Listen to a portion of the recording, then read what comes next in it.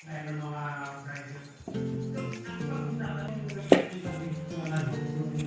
Sa email na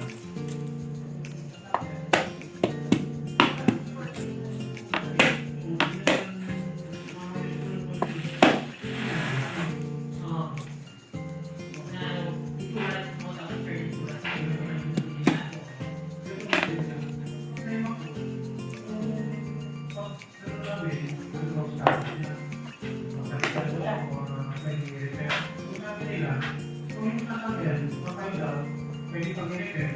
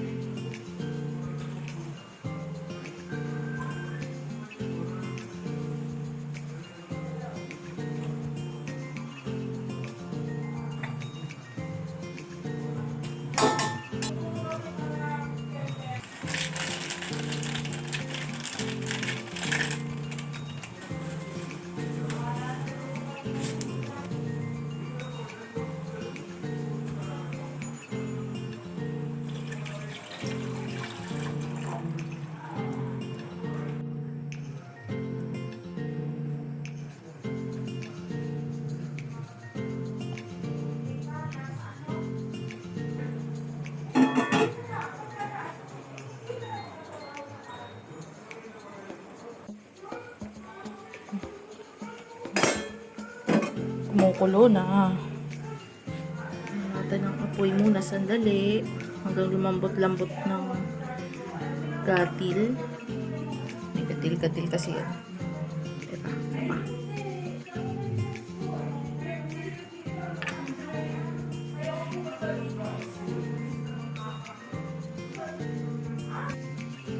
Palambutin lang natin yan sandali.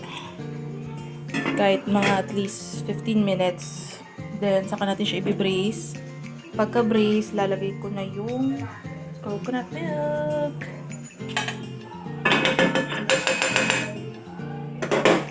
Mga natirang pork. Prito ko lang.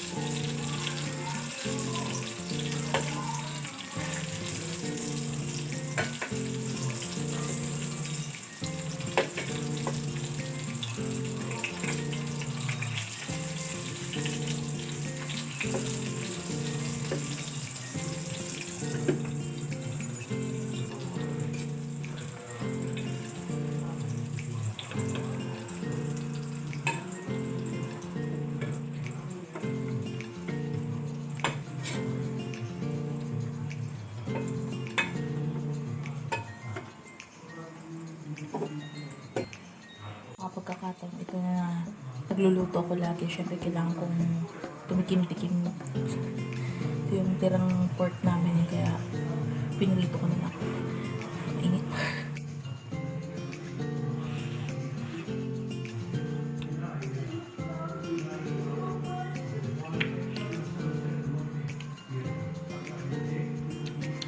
Ayun.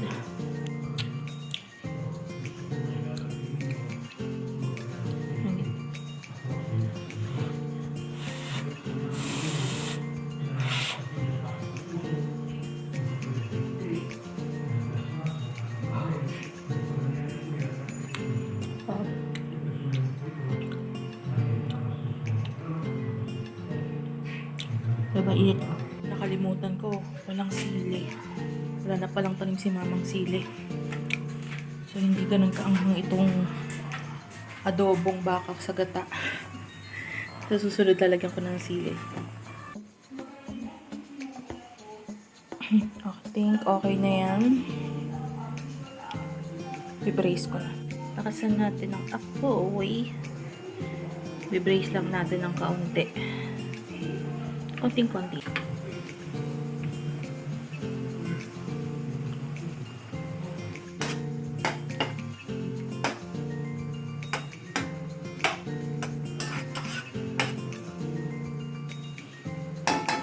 Walang sili.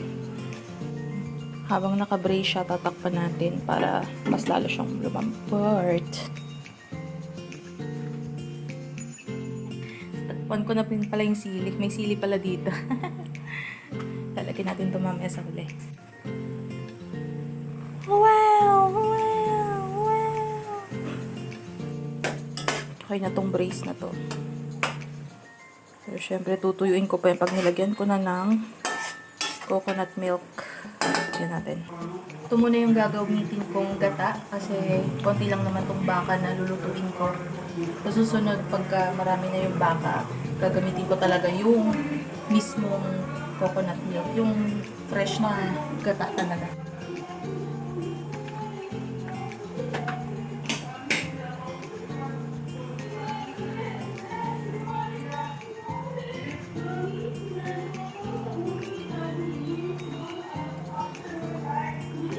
Okay na siguro to.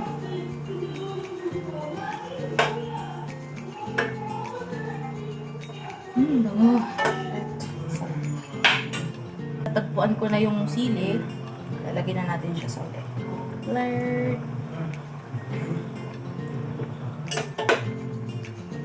Dalawang siling labuyo yung ating sobrang anghang yan. Konti lang yung laman.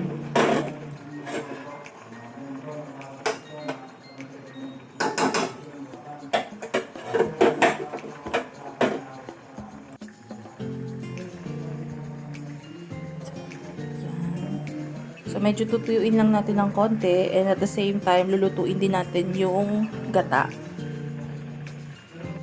Parang hindi pa yata ganun kalambot yung baka. Diyos ko Lord. Ay, hindi. Malambot. Malambot. Pero titikman natin yan mamaya.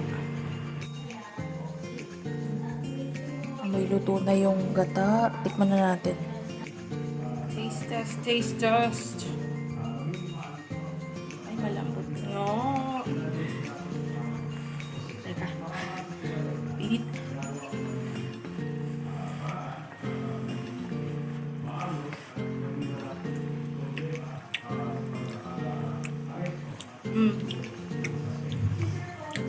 Sarap.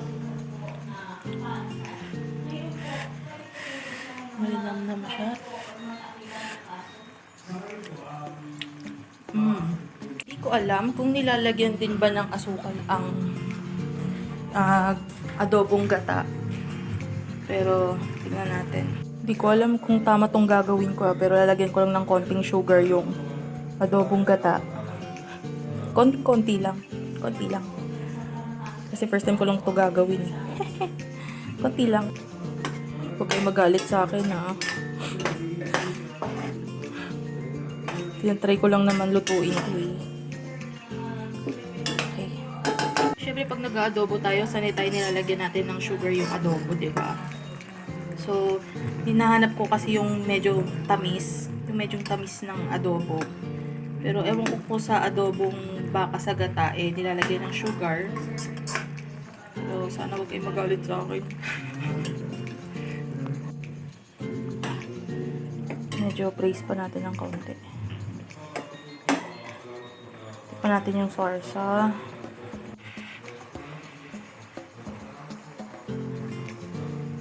Ayun, nagbalanse. Kaysa kanina kasi, maalat lang. Wala siya yung konting tamis. Okay na siya. Sarap. Iwain lang natin sa gitna yung sili kasi parang wala akong nalasang anghang. Nabulol pa ako, leche. Nurod lang natin yung sili kasi parang wala siyang anghang. Ayoko naman dagdagan pa kasi parang baka sumobra naman. Ayoko naman ng sobrang anghang. Sa akin kasi gusto ko yung medyo matuyo-tuyong, alam nyo na, matuyo-tuyo na malapot-lapot na adobo. Ito malapot na rin naman, pero gusto ko yung mas tuyo-tuyo ng konti. Pero nandun pa rin yung sarsa, medyo lang, konting braise pa. I think okay na to. Yeah, okay na to. Okay na to.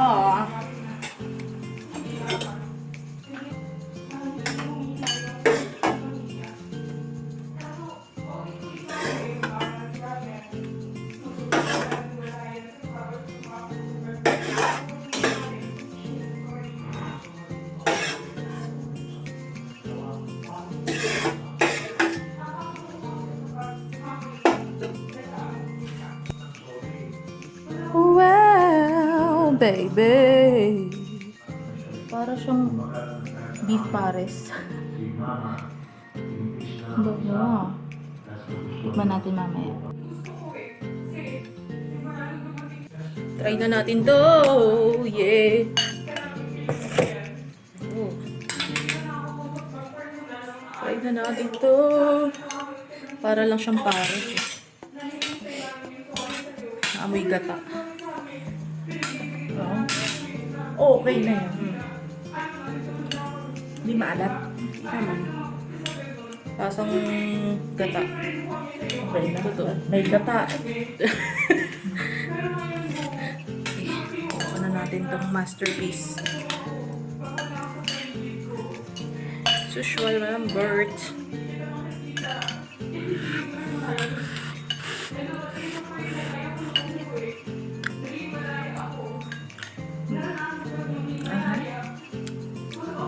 Kulang siya sa anghang. Next time dadagdagan ko. Ay, Hindi ba kasi maanghang yan? ay hindi ba? Kala ko kasi labuyo. Pero okay na rin. Oo, pero hindi yan maanghang.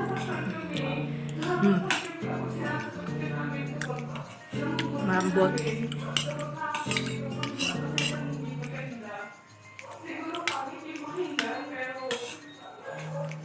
Wala nga asin to pero may lasa.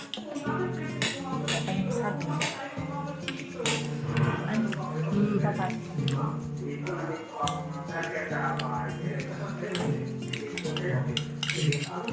Sarap naman. Not bad for the first time. Pero naman, masarap naman. Parang dinuguan ko lang dati. Papaano kung luto?